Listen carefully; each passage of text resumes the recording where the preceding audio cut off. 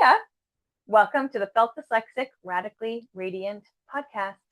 I'm Liz Buckridge. And I'm Donita Coburn-Nimadio. And we are going to chat about dyslexia, meditation, art, and entrepreneurship. So I have a question for you. Okay. All right. So this question is about dyslexia. What did school teach you about yourself that wasn't actually true? That I was dumb. That actually hurts me a little to say aloud. Yeah, and that I was bad at math, which is actually not true. That I was oh man, now I'm going deep. That I was basically getting by on my looks and my clothes and I really believe that. Yeah, and that's really sucky. That's a really sucky thing. And I think that happens to a lot of girls and a lot of people who have neurodiversity in any way, right? Yeah. Yeah. That I felt that. Ow. No. Yeah. Yeah. For me, it was school taught me that rote memory just to like memorize and then spit it back out, is the best kind of smart. Oh yeah. Yeah. That was kind of a thing, huh? And I don't think that that's true anymore. No. I never valued that for whatever reason. I never valued it, even though I knew it was often the measurement. I didn't personally ever value that. And maybe I should say thank you to my parents for that. Yeah. That's so true, though, Elizabeth, what you're saying about that. Yeah. Yeah. How did it feel? Well, I mean, I just had so much shame until just a couple of years ago. Yes. Almost 54. About I've had so much jealousy for people who can just memorize and memorize anything. I mean, Right. It doesn't matter if it's a vocabulary word or if they're going to get up on stage and memorize like a whatever that's called when you memorize like a script or something. Yeah, like a script or like the I know it sounds like this is like the dyslexic thing. Yeah. It's a recall Right. of this is the whole thing. Right. About why I can't remember like a vocabulary word. Right. It begins with an M. Monologue. Sounds like we got there. Oh my God. So right. No, I get it. Yes. I feel that. Yeah. And I just always thought that was smart. Yeah. And then now I see that innovation is smart. And then if I look at all the people that have innovated technology to, like Steve Jobs was dyslexic. Right. All these innovators were dyslexic. And people say, oh, well, he had so many people working for him and he used their brain and blah, blah, blah, blah, blah. And I myself have a lot of coaches. I have a lot of people helping me do all the tech stuff, all the detail work. Yeah. Because I'm a big picture person, right? Yep. And I have a destination. I don't know how I'm going to get there. And I need a lot of help. Right. That's what maps and course correction are for. Yeah. The pivot. Yeah. That makes a lot of sense. I'm really, it's so funny because somehow I jumped over that valuing rote memory. Like I never, ever did. And I think sometimes it's like, you're just born that way. Like I always valued creativity and people that could think outside the box, not the people that can memorize things. And it's really interesting because I don't know where that came from. I think it's like a past life thing or an ancestral thing. Yeah. Because that's not what society was saying. But I didn't value it. Wow. Yeah. That's fascinating. Yeah. I didn't have it either. but I didn't value it. Where there are other things that I valued that I didn't have. That's interesting. Yeah. Well, yeah, I don't know. I think that in this AI world that we're in now, innovation is and wisdom, innovation and wisdom are going to be the things that separate. Because you can have access to information, right? And if you don't have anything fun to do with that information, you just want to memorize and spit it back out. There's AI. Right. AI was the best thing that ever happened for me. Wow. I know that like it's super controversial about the energy it takes, and I try not to use it that much because I don't want to just like be another person that's wasteful with resources and that sort of thing. Right. But as far as outlines go, like as far as like coming up with questions that I want to chat about, right. It would have taken me so long to figure out questions. Yes. Like that's not innovation. That is like it's organization. Right. Yeah. And I love it for that so much. Right. And I think that handmade and wisdom and innovating are just going to be I agree with you. And I think it's actually been coming for a long time. I know that my husband used to do this whole thing on education because we're both educators, and it was Daniel Pink and talking about how like the jobs that we have now won't even exist in 10 years from now. And it will be the people who can think outside of the box, the neurodivergent, the creatives that will actually be the employed people. It's so sad to say because we should have every type of employment, but that, you're going to have to be special and unique, and it's going to have to come from innovation and creativity.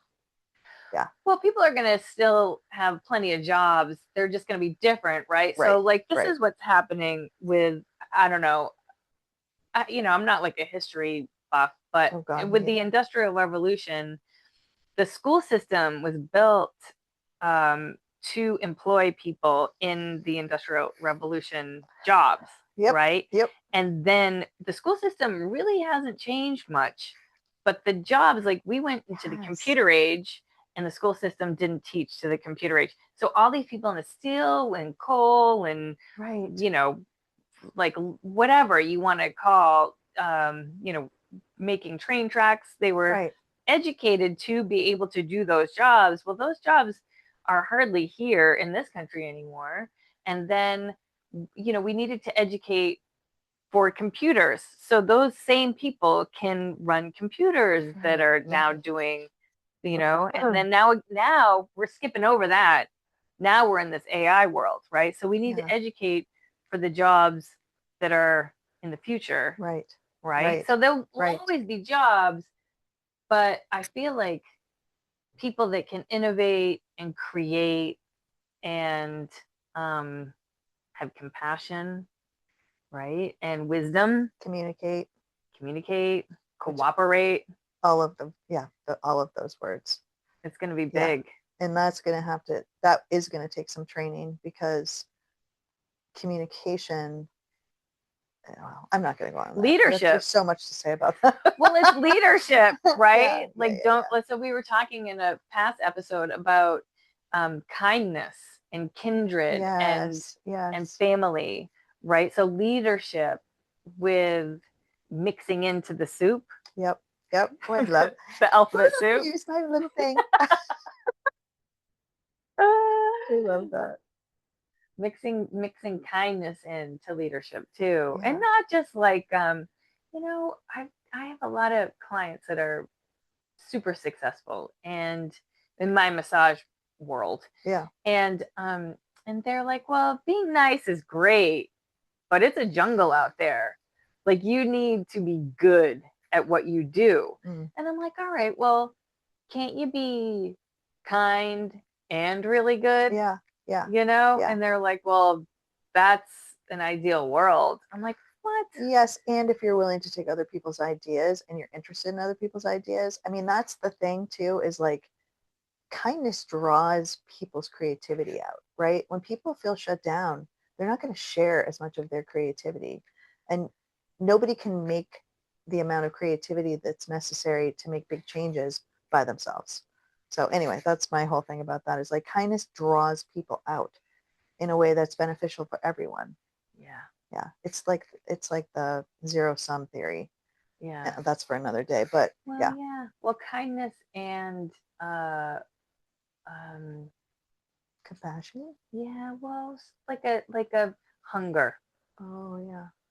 Hunger for purpose and your mission. Yeah. Like a hunger to make a difference. Oh yeah. Okay. I'm following you now. Yeah. A hunger to succeed. Yeah. In whatever it is that you're doing, and being kind while you're doing it.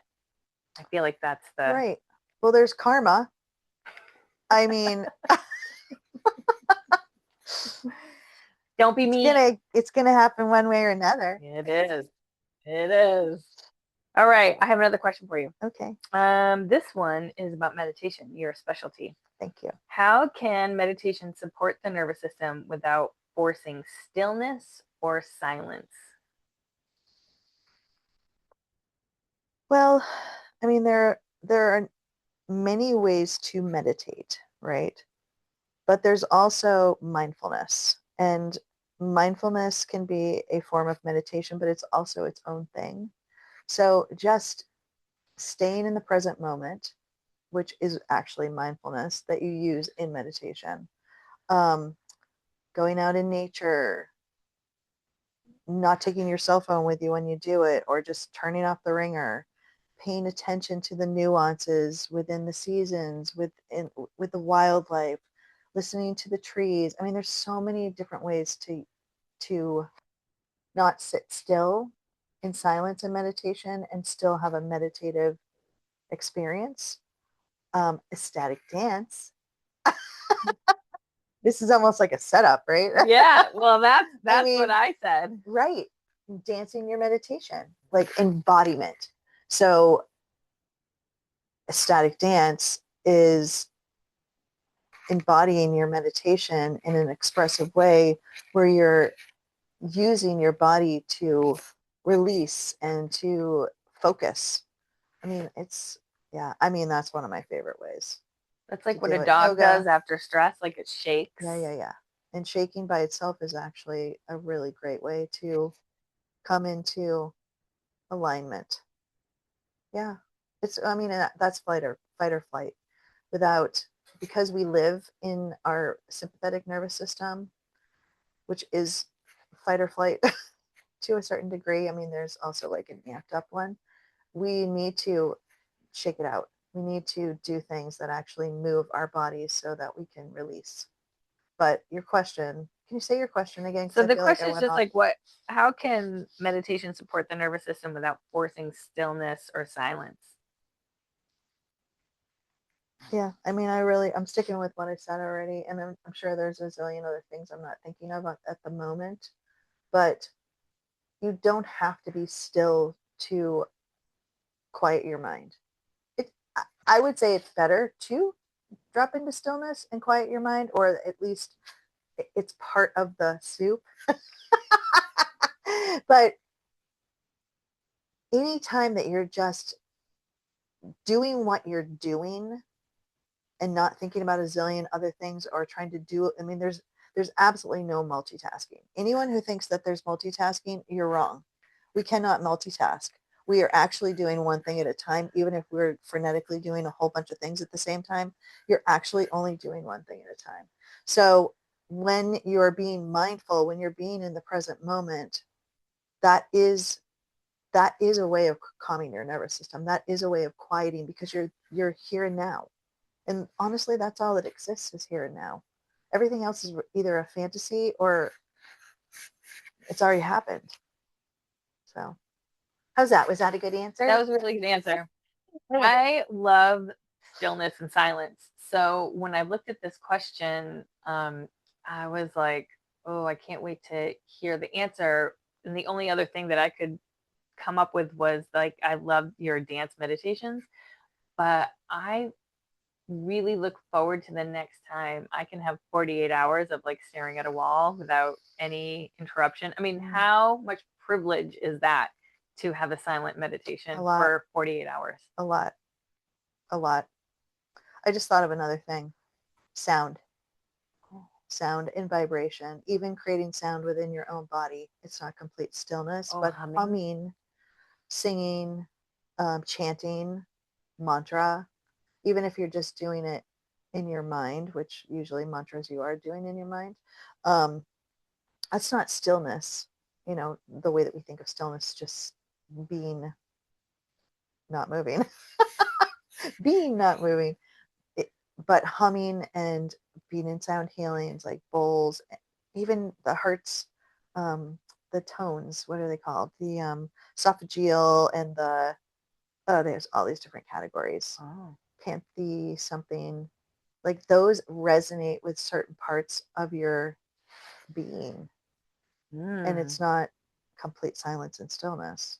And I love complete silence and stillness, but there's a lot of healing that happens through sound too. Well, I did a little bit of research on somatics, and I was really into it. Yes. I did some drawings of the sand. So what it is there's like a metal plate, and there's wires that are hooked up to a speaker, and they turn the speaker on to a certain musical note, and the sand will jump into a shape. And I just find that so fascinating. That's so interesting. And they say that that's like the turtle shells. It's just like 4 billion years of sound. Wow. I don't know if that's true. I mean, that could be fake news. But I think it's cool. Like, we're all sound, right? Yeah. And I mean, yes. And then there's the universal sound. Yeah. Yeah. Right. The home. I'm going to bring our bell. There you go. How fun is that? It's fun. Okay. So, yeah, stillness and silence is my favorite, but I do, well, and dance, meditation, I'll have to say. But I think that being in nature in the moment. And also practices like yoga, Tai Chi, Qigong. There's a lot of different practices, and there's probably a whole bunch that I don't even know of, but it's very meditative. Yeah. Okay, next question. Question about art. What gets in the way of making art as an adult? Everything. But I don't let it. But yes, everything can, if you allow it, right? What gets in the way for you? Not enoughness. I wrote down not enoughness because like I don't know, I've had a lot of art teachers in my life, and you know, they were all different ways to teach. But all of them, I'm like, oh, I hope this is good enough for my teacher, right? And I don't know, I kind of feel like art I just want to make bad art. I love that you say that. What's bad art? What is bad art? Just like not something I would necessarily sell, right. or want to buy or hang in your house. Yeah. I just want to do art. Or show someone. Yeah. I just want to make bad art, like the postcards that I'm doing. I just want to make bad art. Right. And just to more tap into a meditative state, maybe, or practice. Can I ask you a question though? Because when I hear you say bad art, I think there's a better word. Probably. Because I don't think it's bad art. I think it's a creative process. You're making art for what it's doing to and for you, right? And you're putting a judgment on it when you say bad. And I feel like one of the things about art that makes it so pure is when you take away any of those. Not that we don't want art critics. We want art critics. We want all of that, right? Like that. But that's a different thing.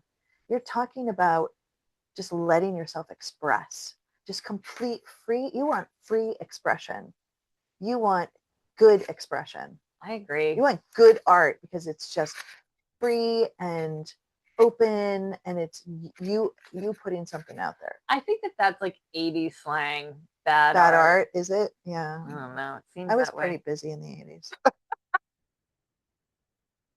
I know.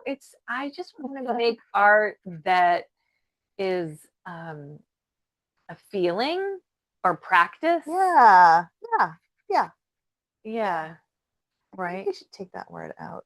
Bad art. I think it's just old slang. Yeah. You know? Yeah.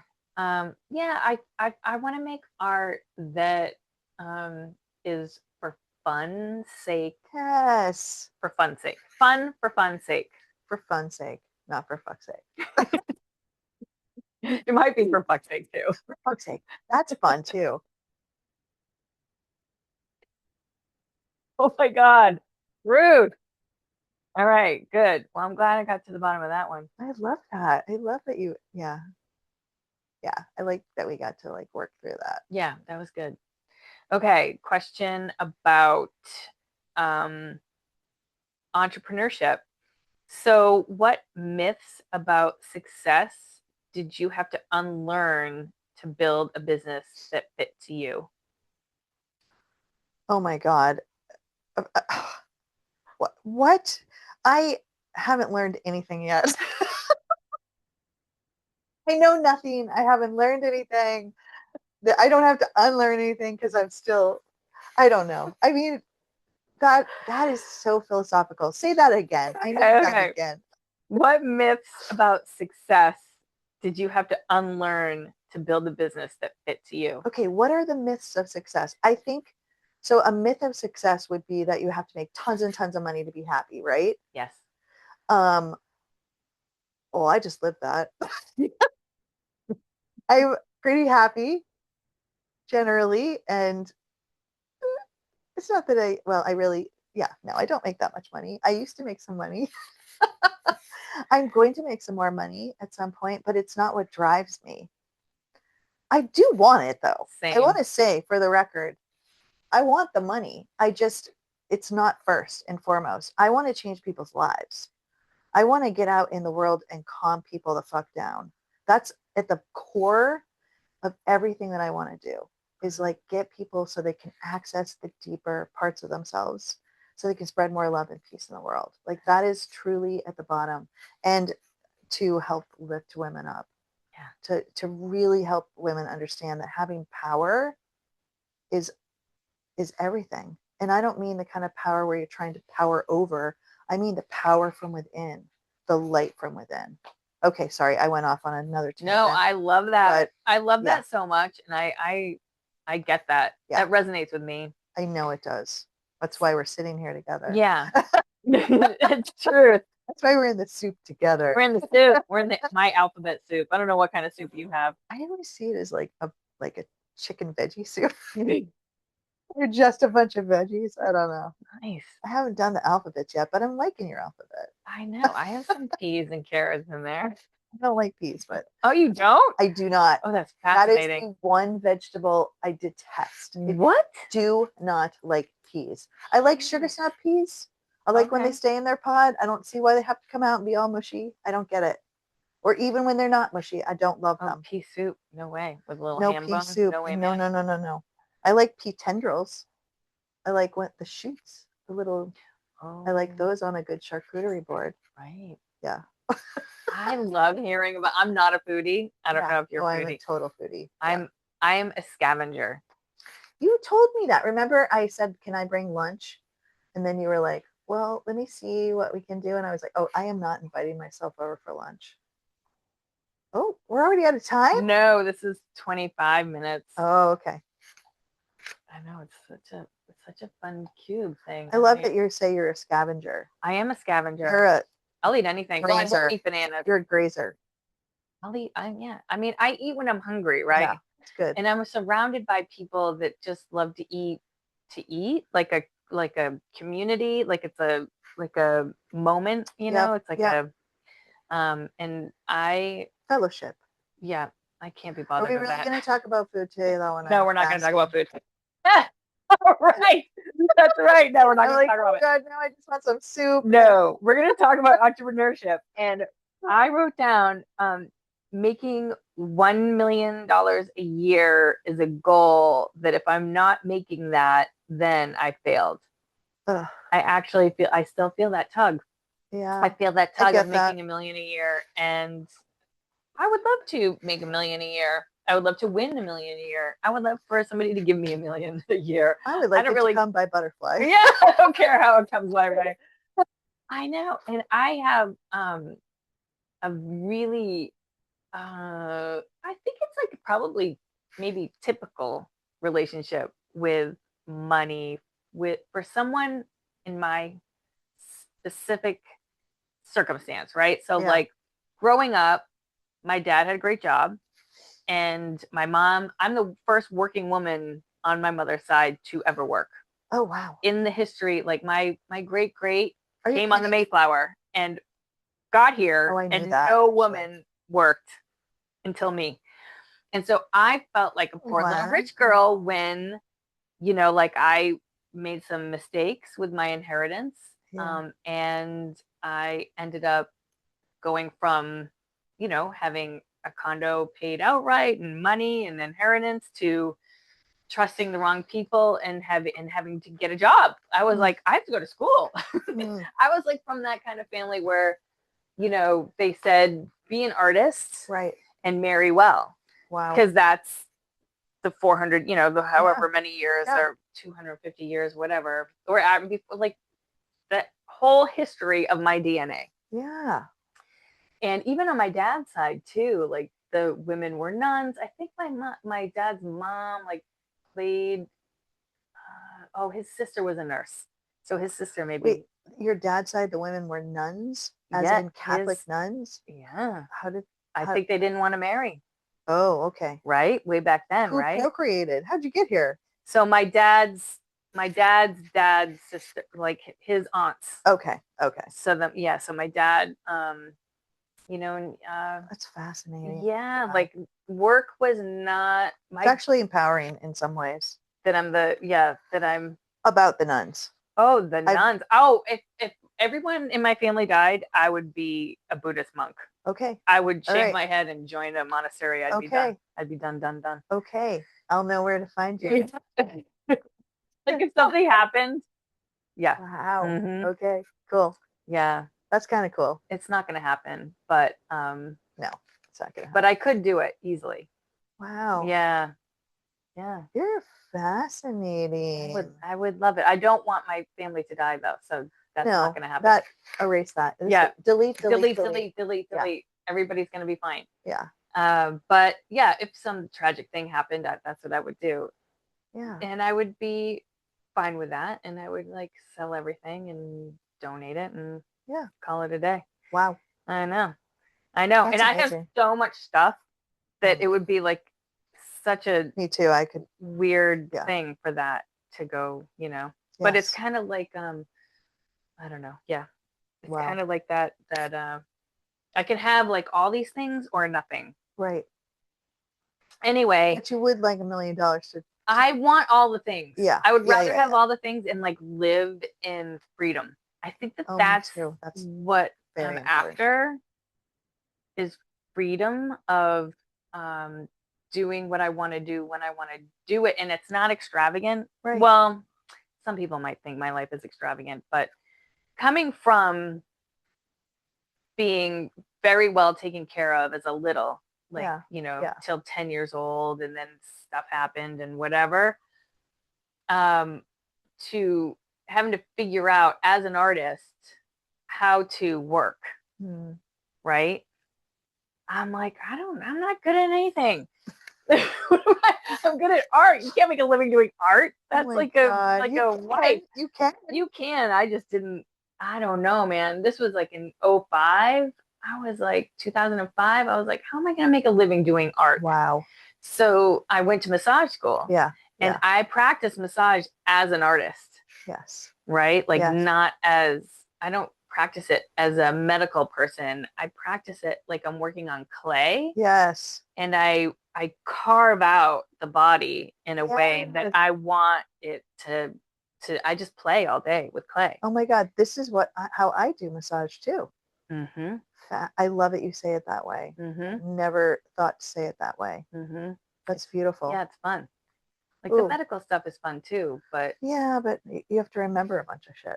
I know. I say the name of the muscle as I'm working, but honestly, you can have a chart, for goodness sakes. You can have. I have all the charts in my office. Yeah, I just like to have fun with playing. I like to play. I want to play. I love that.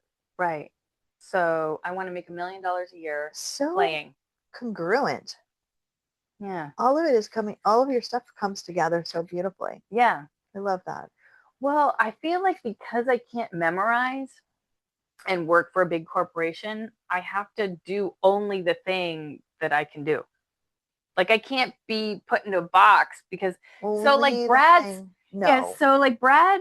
suffers from, my husband Brad suffers from what is it? It's called like the curse of the competent.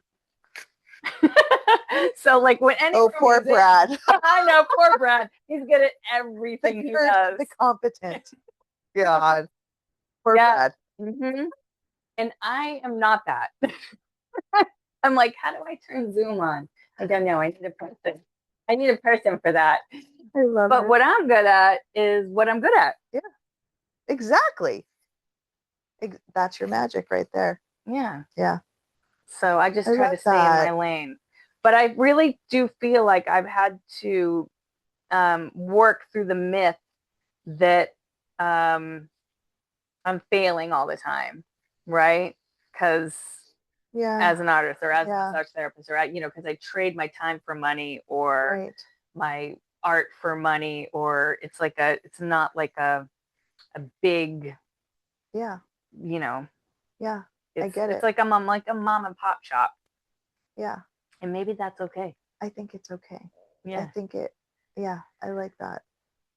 Yeah. I like what you're saying. All right. Well, what do you think? I think we got to wrap it up. It's time to eat some food.